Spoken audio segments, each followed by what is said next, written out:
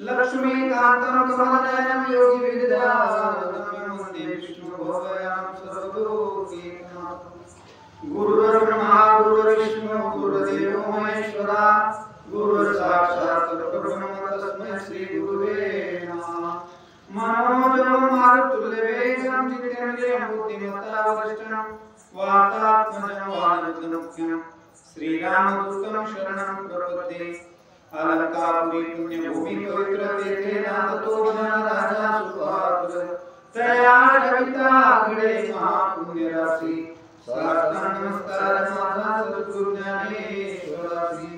पुंडरकावतारी श्री ज्ञानदेव तुकाराम सीताकांत स्मरण लीला मारुति हनुमान की जय।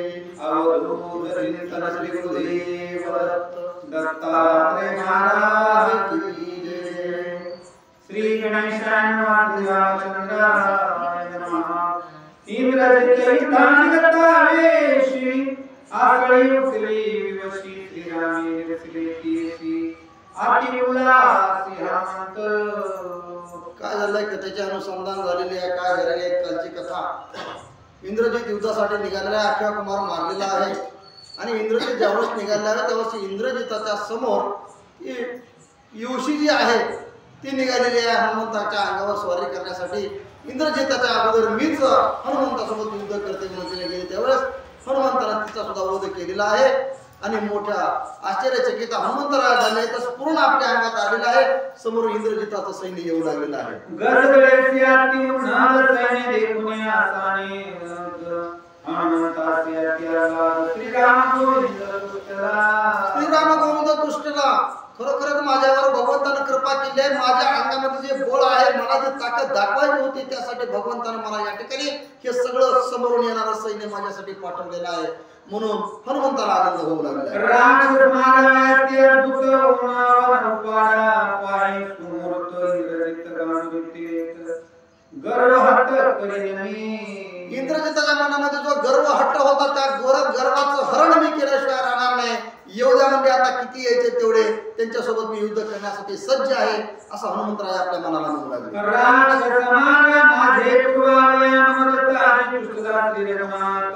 इंद्रजिताला सैन्यासमवेत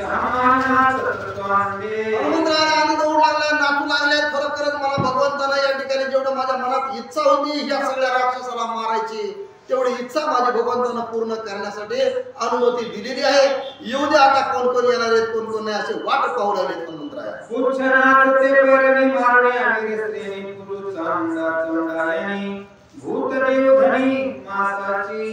सांगले हनुमंतराय आता जेवढे भूत आहेत तेवढे भूताला सगळं खाऊ घालायचे म्हणणे हे राक्षसाचं सगळं मांस रक्त जे काही येईल ते त्यासाठी हे सगळे येऊ लागले। आता येऊ द्या त्यांना एकेकाला मारायचं आणि सगळ्या राक्षसांना चामुंडा असेल कोणाचे राक्षस असेल त्यांना खाऊ घालायचं काम आपलं करायचं आहे। कुमाराची मोहनी प्रथम केली म्या धनांगणी हे तुले विराची यात्रेने मारणे रणांगणी। पहिल्या गुरु अक्षय कुमारची बहुनी मी केलेली आहे तिथून सुरुवात राक्षसाला मारण्याची मी केलेली आहे। आता कोण कोण येणार आहेत कोण कोण नाही त्याच्या पाठीमागे हा इंद्रजित आलेला आहे। आता या सगळ्या राक्षसाला मला मारायचं आहे त्यांच्यासोबत युद्ध करायचं आहे असं हनुमंतरायाला आनंद मनाला वाटलं। हनुमान पुच्छासी करे कांत जोरात परतून न जावा नगरात करावा घात अवघ्याचा। हनुमंतराय शेपटू महाराजाला सांगू लागले शेपटू महाराज आता तयार राहा आता युद्ध करायचं आहे। जे कोणी रणामध्ये येते त्यांना वापस पाठवायचं नाही। आलेले ते सगळे राखावले इथंच करायचं इथंच मारून टाकायचे अशा दोघांचं हितगुज हनुमंताचा आणि स्वतःच्या शेपटाचा चालू झालेला आहे। जो जो येईल शरणागत त्यासी येऊन द्यावे मरण याची नावे दारुले पण ये राम रण मारे। सांगितलं आणखी शेपटू महाराज तुम्ही काय करायचं जो जो पुढे येईल त्यांना मारायचं पण जो जो परत जाईल किंवा शरण येईल त्यांना आपण काही करायचं नाही असं हनुमंतराय आपल्या शेपटाला सांगू लागले। हुशारी कोटी हनुमंताची गोड गोष्टी पुढचे तोडून सैन्य संकटी राक्षस कोटी मारिन। दोन आहेत एक पण दोघं झाल्यासारखं या ठिकाणी दोघं एकमेकाला बोलू लागले। दोघांचा संवाद चालू आहे तेव्हा शेपटाने सांगितलं ठीक आहे मारुतराया तुम्ही जसं सांगताल त्याचप्रमाणे मी ही करेन म्हणून दोघांना एकमेकाला आलिंगन दिलेलं आहे आणि आता आपण दोघ जण मिळून या सगळ्या राक्षसाला मारू असा विचार करू लागले. स्वामी वचन मानून श्री उच्च रक्षण लंकेद्वारी मागे परतल्या निशाचरी महामारी मारावया. स्वामीचं जे तुम्ही आहात कोणा शिकूड बोलू लागले हनुमंताला, हनुमंतराया तुम्ही स्वामी आहोत माझे, मी तुम्ही जे सांगताल ती आज्ञा मी या ठिकाणी करणार आहे. कुणीही येऊ दे आपण यांना मारायचं, पण जो कोणी शरण आला तर त्याला आपण मारायचं नाही. हे दोघांचं हितगुण दोघांना एकमेकाला सांगितलेलं आहे. कपिपुच्छ संवाद मेळी करावया विराड रांगोळी युद्धानंदी पिकली टाळी आतुरवळी खवळले दोघांची एकमेकाला टाळी झालेली आहे, एकमेकाला दोघाला सहमती दिलेली आहे आणि दोघं पण जसं शेपूट आणि मारुतराय एक आहे पण दोन वेगवेगळे झाल्यासारखे त्या ठिकाणी झाले आणि दोघंही युद्धासाठी तयार झाले. कोणी कपिपुच्छ संवाद वानरा वाढवीचा लाद ऐकावया हनुमंत युद्ध अति सावध स्वानंदे. जसं दोघांचा एकमेकाचा हितगुज होतो, संवाद होता, तो संवाद कुठं चालला होता? इकडे किष्किंधा नगरीच्या ठिकाणी ब्रह्मपुत्र वाचू लागले होते हनुमंतराया आणि वाचू लागले होते लक्ष्मणजी आणि ऐकू लागले होते सगळे वानरगण. त्या सगळ्या वानरगणाला आनंद वाटू लागला. खरोखरच हनुमंतांना कीर्ती केली आहे, त्याचा आनंद हे वाचू लागले आणि सगळे ऐकू लागले, सगळ्याला आनंद झालेला आहे. सुग्रीवे उठून आपण धरले लक्ष्मणाचे चरणे मिळता हनुमंता चरण सांग संपूर्ण वाचावे. असं ज्यावेळेस सगळी कहाणी सगळी गोष्ट हनुमंतरायाचे सगळं कथन ब्रह्मदेवानं लिहिलेलं हनुमंतरायाचं पूर्ण लक्ष्मणजी वाचू लागले. त्यावेळेस लक्ष्मणजी थांबले. त्यावेळेस जो राजा आहे तो राजा उठला आहे आणि उठून म्हणू लागला लक्ष्मणा माझ्या हनुमंताचं कथन आणखी काय काय आहे पुढं. आनंद मनात झालेला आहे, उत्सुकता निर्माण झाली आहे. अजून हनुमंतानं काय काय केले, कसं कसं इंद्रजितला मारले ते तुम्ही लवकर वाचा असं सुद्धा सुग्रीवजी बोलू लागले.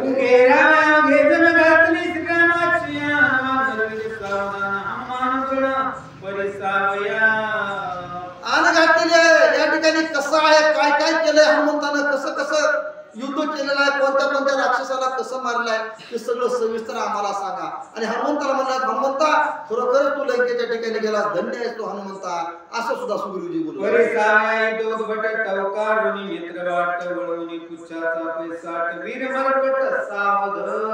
सगळे वीर होते, सगळे माकडे होते, वानर होते जमलेले पूर्ण सावध झाले, ऐकू लागले आता हनुमंत पुढे कसं कसं मारणार आहे, इंद्रजिताला कसं मारलाय, त्याचा रथाचा काय हाल केलेला आहे, पुढं पुन्हा कुणाला मारलं, कुठं कुठं टाकलं, हे सगळं कान टवकरून ऐकू लागले आहेत. लक्ष्मणाकडे बघू लागले आहेत आणि लवकरच सांगा अशी सुद्धा विनंती करू लागले. पत्र वाचितो पुढे लक्ष्मणाच्या तोंडाकडे पाहत केली पण माकडे युद्ध चाळे श्रवणार्थी. 18 वानर होते सगळे हनुमंताचं कथन ऐकू लागलेले होते, लक्ष्मणाकडे बघू लागले होते, सगळे एकटाक होऊन आता लक्ष्मणजी काय काय वाचतात कसं कसं सांगत आहेत सगळ्याच्या मनामध्ये उत्कंठा निर्माण झालेली होती. परिसावया कपीचा पुरुषार्थ अति उल्हासला श्री रघुनाथ लक्ष्मण वाची ब्रह्मलिखितार्थ युद्ध कंदनार्थ कपीचा. नुसता वानरालाच ओढ लागली होती का, उत्कंठ लागली होती का, एवढंच नसून रामाला सुद्धा आपल्या भक्ताला काय काय काम केले, काय काय नाही, कसं केलंय कसं नाही हे सगळं ऐकून घेण्यासाठी रामाचे कान सुद्धा आतुर झाले होते आणि त्यांच्याही मनामध्ये आनंद वाटू लागला. खरोखरच हनुमंता काय तुझी कीर्ती आहे असं स्वतः प्रभू श्री राम सुद्धा बोलू लागले. सगळी हर्षा आनंद पिकली टाळी जी आमची हृदय कमळी तेच सुख मिळेल रामाच्या. सगळ्याला आनंद वाटू लागला. खरोखरच वानर विचार करू लागले तर आमच्या मनामध्ये जशी हनुमंताचं कथन ऐकण्यासाठी आमचे कान आतुर झाले तसेच रामाचे सुद्धा झालेले आहेत. किती त्यांच्या सुद्धा मनामध्ये प्रेम उत्पन्न झालं आहे असं सगळ्या 18 वानरा सुद्धा वाटू लागले.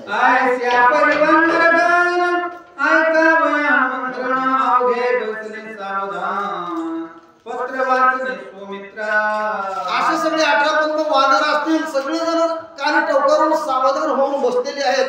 एखादी टाचणी जरी पडली तरी आवाज येईल इतकी शांतता त्या ठिकाणी झाली आहे. आणि आता लक्ष्मण काय काय वाचणार आहे सगळे ऐकण्याकडे लक्ष देऊ लागले. कोणी असळीचा घात कोपे खवळला इंद्रजित कपीचा करावया घात रथ त्वरित पेरिला. मग काय आषाढी पुढे गेलेली होती हनुमंताच्या अंगावर, तेव्हा आषाढीचा वध हनुमंताने केलेला होता म्हणून इंद्रजिताला राग आलाय. रागामध्ये म्हणू लागला आता ह्या कपीचं मी एका मिनिटामध्ये निर्धारण करतो म्हणून रागामध्ये इंद्रजित समोर आलेला आहे. तडक फुटला तिरुधर निशाने बेरे श्रंगाकार इंद्रजिताला गडगड करुणे वाजती. तरण फुटलेला आहे, झेंडे लावलेले आहेत, इंद्रजिताचा हैदोस चालू आहे. वाजत गाजत इंद्रजित कुठं हनुमंताच्या समोर निघालेला आहे. एकले एक पैवान नरत्यावरी येता संकेवीर कळी कापती महाशूर दुर्धर भार कपीचा. दुर्धर भार आहे कपीचा म्हणजे वानराचा. वानर कसला आहे? हनुमंतराय फक्त एकटे बसलेले आहेत आणि लंकेमध्ये किती राक्षस आहेत? असंख्य राक्षस समोर आलेले आहेत. फक्त एकटा बसलेला आहे कुठं? या लंकेच्या भागामध्ये. बघू लागलाय कोण कोणी येऊ लागलाय, कोणते अवजार घेऊन येऊ लागलाय, ह्यांच्यापाशी कोणती विद्या आहे, मी एकटाच बघणार आहे म्हणून हनुमंतराय त्या ठिकाणी उभा टाकलेली आहे. जाणून सैन्याचा वृत्तांत इंद्रजिते रथ पेरिला त्वरित पुढे लक्ष्मी हनुमंत शरवर्ष तपयाला. इंद्रजितानं समोर पाहिलं आपले सगळे सैनिक रथ सज्ज आहे, सगळ्याला पुढे पाठवलं आहे. त्यांच्या समोर इंद्रजित सुद्धा निघालेला आहे. आता चला म्हणजे या हनुमंताला आपलं बघायचं किती ताकद आहे याच्यामध्ये किती नाही म्हणून इंद्रजित समोर आलेला आहे. त्यावेळेस हनुमंत त्या इंद्रजिताच्या समोर येऊन उभा टाकलेला आहे.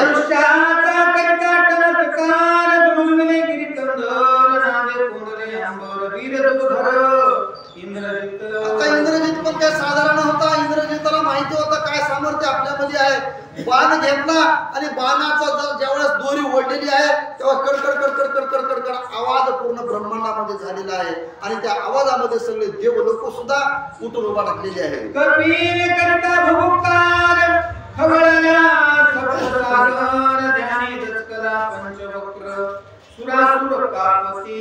इकडे इंद्रजिताने आपला धनुष्याचे ताण वाढल्याबरोबर आवाज जसा आला त्याच्यापेक्षाही जास्त ताकदीने हनुमंतराय उभा टाकलेले आहेत आणि जय श्रीराम म्हणून मोठ्याने गर्जना दिलेली आहे. त्या गर्जना दिल्याबरोबर जे 7 समुद्र आहेत त्या 7 समुद्राचं पाणी असं डवळून पूर्ण आकाशापर्यंत समुद्राचं पाणी गेलेलं आहे. नक्षत्रे तुटून पडती तळतेची रांगोळी भूते कापती कपियारळी भद्रकाळी आश्वासी. ज्यावेळेस हनुमंतानं जय श्रीरामचा नारा दिलेला आहे, मोठ्याने गर्जना दिल्याबरोबर जे आकाशामध्ये जे तारे होते ग्रह होते ते सगळे तुटून जमिनीवर पडू लागले आहेत. पूर्ण देवाला सुद्धा दचकून उभं टाकले. सगळ्याची कांटळी बसलेली आहे आणि त्यावेळेस सगळे देव सुद्धा उभं टाकले. आता काय झालंय काय नाही म्हणून भूत जे असतात ते भूत सुद्धा जागे झाले आहेत. जे यक्षिणी डंकिनी आहेत त्या सुद्धा त्या ठिकाणी जागे होऊन त्यांना सुद्धा आवाज कसला एवढा मोठा कसा आला आहे म्हणून सगळे आश्चर्यचकित झालेले आहेत. याची आनंदमारा ताती कृपाळ हनुमंत मेदमासे करी कृत वैनिश्चित तुम्हा नाही. त्यावेळेस सगळ्याला वाटू लागलाय की हा हनुमंत आहे. हनुमंत आपल्याला कोणालाही काही करणार नाही पण या राक्षसाचं निंदळण या ठिकाणी करणार आहे. मेन यांचं जे काही यांच्या अंगामध्ये ताकद आहे, जे काही मांस आहे, जे काही आपल्या शरीरामध्ये असतात ते सगळ्याचं पूर्ण वाटून टाकल्याशिवाय राहणार नाही आणि सगळ्या भूताला खाऊ घातल्याशिवाय हनुमंत राहणार नाही असं सुद्धा या यक्षिणी डंकेने बोलू लागले आहे. ऐकता कपी गिरा गजर मरणोन्मुख निशाचर खळबळले रथ कुंजर निगडे वीर कापती. आता हनुमंताची गर्जना होती. हनुमंताची गर्जना म्हणजे काय साधारण होती का? ज्यावेळेस तिथं जमलेले पूर्ण या इंद्रजिताचा सैनिक होता त्यांच्या कानामध्ये हे आवाज आलाय त्यावेळेस तू जय श्रीरामचा नारा दिल्याबरोबर ह्यांच्या सगळ्याच्या कानटाळ्या बसलेल्या आहेत आणि त्या भीतीच्या पोटी सगळं सैनिक तिथून पळून सुटलेलं आहे. इंद्रजिते उद्धारच्या कडाडे रथ प्रेला दवडसवडी कपिपुच्छा चुभोनी गुडी नाच्यावडी रणमारा. एवढा आवाज हनुमंताने दिल्याबरोबर समोर इंद्रजित होता. इंद्रजित सुद्धा समोर आलेला आहे. लगेच आपला बाण सज्ज केलेला आहे. बाणाला आवाज टाकलेला आहे आणि आता हनुमंताला मी बघतो, मी हनुमंतासोबत युद्ध करतो म्हणून इंद्रजित हनुमंताच्या समोर जाऊन उभा टाकलेला आहे. एक रावण राजकुमार दुधा रामदूत वानर ये राक्षसी राजेंद्र राक्षसेंद्र दुधा कपिंद्र कपिकुळी. ग्रंथकर्ते काय सांगले कोणाचं युद्ध चालू आहे? एक आहे म्हणजे रामाचा भक्त आणि एक आहे म्हणजे कोण राजाचा मुलगा. त्याच्या अंगात काय कमी आहे का? काय काय खाल्लेलं आहे त्यानं काय काय नाही. आणि इकडे कसं आहे वानर फक्त पाला खाल्लेला आहे पण राम नामाचा जप त्याच्या मनामध्ये आहे. मग आता युद्ध दोघांचं कसं होणार आहे या ठिकाणी आपल्याला ग्रंथकर्ते सांगतात. दोघे रात्री प्रबळ समान बळ समान शीळ दोघे संग्राम कुशळ दोघे चपळ रणमारा. दोघे मी कसे आहेत एकदम चपळ आहेत, दोघेही बलाढ्य आहेत, दोघांची ताकद समान आहे. इंद्रजित पण काही कमी नव्हता, इंद्रजिताला जिंकण्याची ताकद त्याच्यामध्ये होती. त्याला वाटलं माझ्यासारखा कोण आहे, मी इंद्रजिताला जिंकतोय, सगळ्या देवाला बंदिवासामध्ये मी टाकलाय आणि हा कोण आहे, बाकड आहे. म्हणून भावना इंद्रजिताच्या मनात होती. दोघही अतुर्बळी आहेत, दोघही बलशाली आहेत, दोघांमध्येही ताकद समान आहे. असे दोघही वीर या ठिकाणी युद्ध करू लागलेले आहेत. सीताकांत जय राम महारुद्र हनुमान की जय.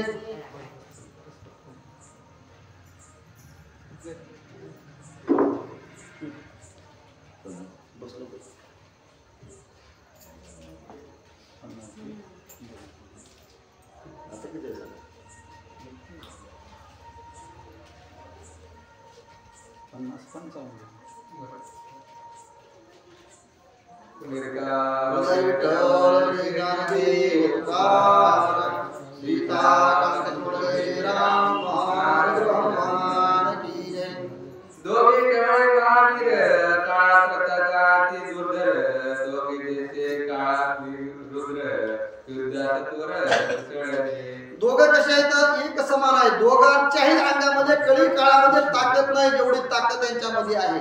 कसलाही यम जर समोर आला तर यमाला पराभूत करण्याची ताकद या दोघांमध्ये आहे. असे दोघ जण समान पैलवान दोघही एका ठिकाणी युद्ध करू लागलेले आहेत. एक त्रिपुर एक शंकर एक बदर एक शंकर आदिरुद्र बाणासुर कसे आहे दोघ जण, हिरण्यक्ष कसा होता तसे आहे. एक कसा आहे शंकराचा अवतार आहे, एक कसा आहे ब्रह्मदेवाचा आहे. दोघ जण दोन्हीकडून दोन कुळामधून निघालेले, दोघ जण बलशाली, जशास तसे उत्तर एकमेकाला देणारे निधडे वीर दोघे आहेत असं ग्रंथकर्ते सांगू लागले. एक गज एक केसरी एक सर्प एक सर्पारी वृक्ष आणि वज्रधारी एक कसा आहे वज्रधारी आहे, एक कसा आहे इंद्राचं अस्त्र आपल्या हातात घेऊन उभा टाकलेला आहे. असे दोघही अतुर्बळे, दोघांचीही ताकद समान आहे. कोणीही या ठिकाणी कमी नाही आणि कोणीही जास्त नाही. असे दोघ जण समसमान आहेत असं सुद्धा ग्रंथकर्ते सांगू लागले. एक मरु एक मुरारी एक त्रिपुर एक त्रिपुरारी सहस्त्रबाहु वज्रधारी जसा सहस्त्र भाऊ आहे आणि जसे परशुराम आहेत, दोघही समान आहेत, तशाच प्रकारे हे पण दोघ जण या ठिकाणी आहेत आणि दोघांचं युद्ध या ठिकाणी समान आपल्याला बघायला ऐकायला मिळणार आहे.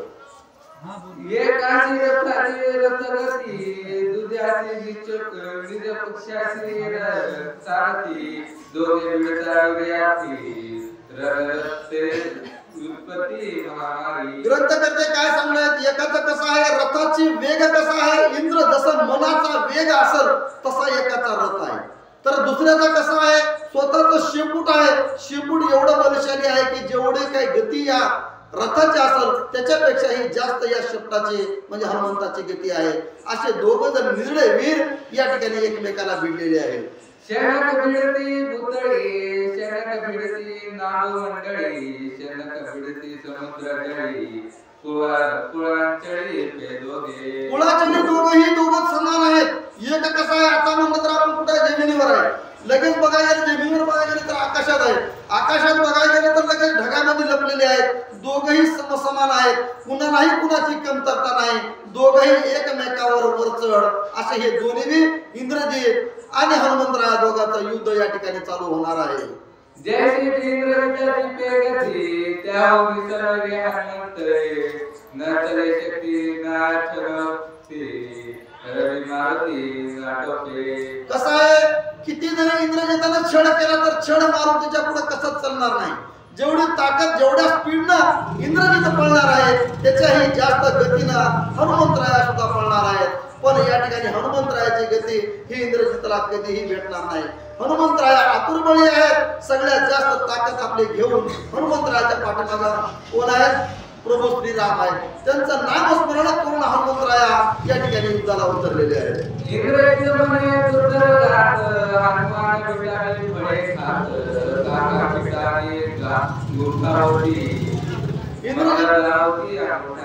इंद्रजित कसा आहे? राजाचा मुलगा आहे. त्याने काय खाल्लाय?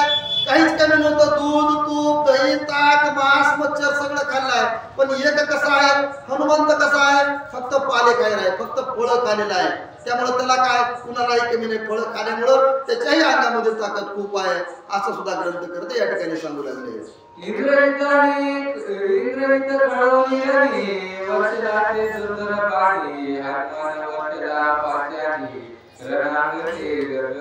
आता रणांगणी दोघांचं एकमेकाचं युद्ध चालू झालं. दोघं एकमेकावर जोरजोरानं आरडू लागलाय. तिकडून जय श्रीराम म्हणू लागलाय, तर तिकडून बाण सोडू लागलेला आहे. त्यावेळेस इंद्रजित आपला बाणाचा वर्षाव हनुमंतराच्या अंगावर करू लागले. त्यावेळेस हनुमंतरानं काय केलंय? पाषाण आहे जवळ, एखादी शीळ उचलायची आणि या इंद्रजिताच्या बाणावर टाकायची. असं दोघांचं युद्ध चालू झालेलं आहे. बाण पाषाण करीतो कुठ, पाषाण बाण होती पीड, दोघे जण समसंकट कडकडाट कडकडाट चालू झालाय. ज्यावेळेस इंद्रजित बाणाचा वर्षाव करू लागलाय, त्यावेळेस हनुमंतरानं आपली शीळ घ्यायची दगडाची आणि बाण त्या बाणावर टाकायची. त्यावेळेस त्या बाणाचं पूर्ण चकनाचूर होऊ लागलाय, बाणाचं पूर्ण पीठ होऊ लागलाय. असं दुर्धर दोघांचं एकमेकाच्या जोराच्या आवाजामध्ये युद्ध चालू झालेलं आहे.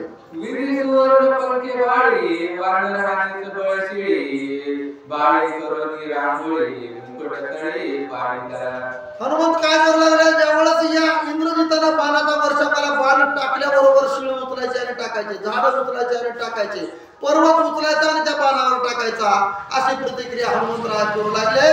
त्यावेळेस एक शेपूट मारल्याबरोबर या इंद्रजिताचा मुकुट खाली पडलेला आहे. इंद्रजित तेव्हा मुक्तकेशी शस्त्रहानी आलेशी, जेते सोडून या पुढची इंद्रजिताचा मुकुट खाली पडल्याबरोबर इंद्रजिताच्या मनामध्ये खूप असा राग आलाय. रागामध्ये इंद्रजिताने आपले केस मोकळे सोडलेले आहेत, कारण का तर मुकुट तर खाली पडलेला होता. रागामध्ये बाण घेतलेला आहे आणि हनुमंताच्या अंगावर वर्षाव बाणाचा करू लागलेला आहे. राग हानी चेडू चक्र, वानर हानी शिळा शिखर, सवेग हानीचा तोमर, परतांग्रे टाकीली. काय करू लागलाय? इंद्रजित इकडून आपलं बाणाचा वर्षाव करू लागलाय. त्यावेळेस झाडं टाकू लागलाय. इकडून तोमर नावाचं अस्त्र ज्यावेळेस इंद्रजिताला टाकलं, त्यावेळेस तिकडून मोठी लट शिळ उचलली हनुमंतानं आणि त्या तोमर नावाच्या अस्त्रावर सुद्धा टाकलेली आहे. इंद्रजित वरचे चक्र काढे, वानर वरचे पर्वत जोडे, उडून हानीचा पेट काढे, टोकीला तोडे चढकणा. इंद्रजितानं काय केलं? एक चक्र काढलंय. चक्राचा आवाज चक्र टाकलेला आहे हनुमंतराच्या अंगावर. त्यावेळेस त्या चक्राला आल्याला बरोबर हनुमंतरानं पाहिलं आणि इकडून पर्वत उचलला आणि त्या चक्रावर टाकला. ती चक्र नावाचं अस्त्र सुद्धा पीठ होऊन जमिनीवर पडलेलं आहे. अशी अवस्था या इंद्रजिताची होऊ लागलेली आहे. इंद्रजित झालेला पुरा, मुखी सुटला रुधिर धारा, माराव्या आपले वानर निर्वाण शस्त्रा घेतले. इकडून शब्दानं मारा केलेला इंद्रजिताच्या तोंडावर. त्यावेळेस तोंडावर पूर्ण बडबड बडबड बडबड रक्त इंद्रजिताचा येऊ लागलाय. आता काय करावं इंद्रजिताला वाटू लागलाय. आता काय करणार? हा जो वानर आहे तो साधा सुद्धा वानर नाही, तो आपला काय ऐकत नाही, असं मनाच्या ठिकाणी खिन्नता या इंद्रजिताला वाटू लागली आहे. साठोपे हानीच्या शुद्ध शक्ती, जागावला ते पर्वती, इंद्रजित छोटावला चित्ती, रणी मारुती नाटोपे. रणी मारुती नाटोपे. इंद्रजितानं पक्का विचार केला म्हणजे ही वानर काय साधा सुद्धा नाही, हे काय आपल्याला ऐकत नाही. आता ह्याची ताकद आपल्यापेक्षा जास्त आहे. हा साधा सुद्धा नाही, कोणतरी दैवी अवतार आहे ही मनाच्या ठिकाणी ओळखलं इंद्रजितानं. आता आपलं काही या ठिकाणी खरं नाही असा विचार मनामध्ये केला आणि मनाच्या ठिकाणी तो दुःखी झालेला आहे. यत्राती आशस्त्रे हानीचा तोके, वानरे ढिला विला खडके, कुठले इंद्रजिताचे धैर्य मडके, पडिला अडके पुच्छाचे. इंद्रजिताचा मडका कसा होता? धड कसा होता? मन कसं होतं? एखाद्या गाडग्यासारखं होतं. एक लागल्याबरोबर त्याच्या मनातून त्यानं खचलेला आहे. ज्यावेळेस मनातून माणूस खचतो त्यावेळेस काही पुढचा ज्यावेळेस अतिक्रमण जास्त करतो आणि मनामध्ये ज्यावेळेस भीती निर्माण होते त्यावेळेस तो काहीच राहत नाही. तशी अवस्था या इंद्रजिताची झालेली आहे. आता काही खरं नाही, आपल्याला या ठिकाणी काहीतरी हा वानर ऐकणार नाही. काही केलं, आपण कोणतेही अस्त्र टाकले तरी हनुमंत काही या ठिकाणी आपल्याला आटोपत नाही असं मनाच्या ठिकाणी विचार करू लागलेला आहे. इंद्रजिताची रणोत्पत्ती, भावलाराने लावी ख्याती, नाटक फळे मारुती पुढच्या प्रती ते न तले पुढच्या प्रती ते न तले काही करायला पण त्याचं शेपूट कसं काय करायला म्हणले ते तर निवांत एका ठिकाणी बसल्याला दिसायला आहे पण त्याचं शेपूट काय करायला लागले शिळ उचलू लागले टाकू लागले पर्वत उचलायला लागले अंगावर टाकायला लागले सगळे जे राक्षस होते ते सुद्धा मरू लागले आता काय करावं आणि काय नाही असं या इंद्रजिताला वाटू लागलं आहे सैन्याभोवती चौकडा पडीला पुढच्या तर्फे वेडा सर्वने महापुढा वानर वेडा लाविला आता कसं करावं म्हणजे तिकडं बघल तिकडं शेपूट दिसू लागलाय जेवढं राक्षस आणलेले होते त्या राक्षसाच्या बाजूला पूर्ण वेढा या हनुमंताच्या शेपटाला घातलेला आहे मग आता आपलं सैन्य सुद्धा या ठिकाणी वाचणार नाही ज्यावेळेस या इंद्रजितानं पाहिलं त्यावेळेस मनाच्या ठिकाणी दचकला आता काही खरं नाही आपल्याला या ठिकाणी हार पत्करावी लागते की काय असा संभ्रम या इंद्रजिताला झालेला आहे मेघातीत इंद्रजिताशी पळून जावे मेघा पाठीशी कपी पुच्छ चढवे आकाशी पळावयास सी वाट नाही विचार करू लागला इंद्रजित आता कुठं जावं बाजूला पळाव तर कडवं शेपूट आहे आता ठीक आहे म्हणजे आपण या नभामध्ये जावं या मेघाच्या आडवं जाऊन लपावा असा विचार केला वर पाहतो तर काय वरी पण शेपूट दिसू लागलाय आता कुठं जावं खाली पण जाता येईना बाजूला पण जाता येईना मागे पण जाता येईना आणि वर पण जाता येईना आता कुठं पळावं आणि कुठं लपावं अशी अवस्था इंद्रजिताची झाली आहे इंद्रजित हानी निर्वाण घात वानर वचे गिरी पर्वत सैन्याशी चकचूर होत आते अंकात महावीरा त्यावेळेस इंद्रजिताने विचार केला आता काही करणार म्हणजे आपला आता आपल्याकडे निर्वाणीचे बाण आहेत म्हणजे ते निर्वाणीचे बाण आपण आता या हनुमंताच्या अंगावर सोडू म्हणून विचार केला आणि ज्यावेळेस बाण धरले आणि बाण धरून हनुमंताच्या अंगावर टाकले त्यावेळेस हनुमंतानं पूर्ण त्याचे जेवढे बाण आहेत तेवढे पूर्ण एखादा भारा गवताचा कसा बांधावा तसा त्या सगळ्या बाणाचा भारा हनुमंतराया बांधू लागलेले आहे बोंब सुटली सैन्यात इंद्रजित मेला किंवा जीत वानर केलावर पर्वघात रणी राक्षस सगळे बाणाचा वर्षाव पूर्ण या सैन्यावर करू लागला तेव्हा सैन्य सुद्धा सगळं खाली पडू लागलेलं आहे आणि तेव्हा सगळे आश्चर्यचकित झाले आता काही करणार म्हणजे आपलेच बाण आपल्याच अंगावर पडू लागले असा इंद्रजित म्हणू लागला त्यावेळेस इंद्रजिताचं जे रथ आहे ते सुद्धा रथ शेपटानं उचललेला आहे आणि कडकड कडकड कडकड रथ केला तो फिरून आकाशामध्ये मारण्याचा प्रयत्न करू लागला त्यावेळेस इंद्रजित उचल त्या रथावर उडी मारून खाली जाऊन पडलेला आहे त्यावेळेस कुणालाही इंद्रजित त्या सैन्याला दिसेल असा झालेला आहे वानर धरावे बळे जरी धावला कपटे मेळे कपट निर्दळी लाभुळे गोकुळ लाजविले काय करावं म्हणले या वानराला आपण काही जरी कपट करण्याचा प्रयत्न केला तरी ही वानर आपल्याला काही आठवत नाही म्हणजे कितीही ताकद आपण लावली तरी आपल्या ताकदीच्या पुढे हा वानर कुणालाच आटोपण्यात आला असं सगळ्याला वाटू लागलाय आणि सगळे सुद्धा त्या ठिकाणी जेवढे काही सैन्य आलेलं होतं त्यांच्या सुद्धा मनामध्ये भीती उत्पन्न झालेली आहे कपी नाटके शस्त्र घाती अस्त्रे शस्त्रे धाके गळती रणी नकळे मारुती चिंतव्रती इंद्रजित चिंताव्रत झाला इंद्रजित आता काय करावं कितीही आपण निर्वाणीचे बाण टाकले कसलेही अस्त्र शस्त्र टाकले पण हा वानर कुणालाच आटोपला गेला कुणालाच दमला गेला आता काय करावं आणि काय नाही अशी चिंता या इंद्रजिताला वाटू लागली शस्त्रांची शक्ती मागे न पळे तुझ्या हाती पुढे नाटके मारुती चिंतावती इंद्रजित चिंता वाटू लागल्या पुढे जावं तर मारुती आहे पाठीमागे जावं तर शिपूट आहे अस्त्र टाकलं शस्त्र टाकलं काही होईना म्हणून चिंता सगळे इंद्रजिताला लागलेली आहे चिंताग्रस्त देखून त्याते हनुमान म्हणे इंद्रजिताते चिरा शिखरे न हानी तुते न हानी करवते बाक माझी त्यावेळेस बघितलं आहे हनुमंतानं आता म्हणे ही इंद्रजित तर पूर्ण मनातून खचलेला आहे समोर बघितलं पूर्ण खचलेलं आता काही करणार म्हणजे आता ह्याच्या संग आपण काय करू म्हणजे जाऊन बघू म्हणले इंद्रजिताच्या समोर हनुमंतराय गेले आणि सांगू लागले ठीक आहे म्हणजे बस झाला आता तुला मी एक शिळ पण टाकणार नाही आणि पर्वताचा सुद्धा मारा तुझ्यावर करणार नाही आता काय करणार ते हनुमंतराय ते ऐका विठ्ठल श्री ज्ञानदेव तुकाराम सीता कंत सोड जय जय राम महारुद्र हनुमान की जय चला